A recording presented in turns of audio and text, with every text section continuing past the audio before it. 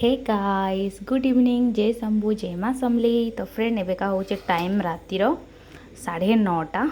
तो आज मुझे बनी डिनर रे काना काना आपण मानकु देखौछे। आज डिनर रे बनी रुटी तेल लगाला वाला अधा तीरे घी लगाइछे अधा तीरे तेल लगाइछे माने गुआ घी। इना बनी पनीर रुटी पनीर और सालेड राती है बोलिक दही नहीं दी माने बिना दही रे बनी चाट मसाला आउ जलजीरा पाउडर ब्लैक सॉल्ट आउ चिली पाउडर आउ ग्रीन चिली देखी पारे तापर गाजर कांकेर प्याज एंता माने सॉलिड इने बनी डाल फ्राए आउ तार ऊपर टिके तड़का मारी दीचे डाल फ्राए करिकिना तापर इने अच्छे पापड़।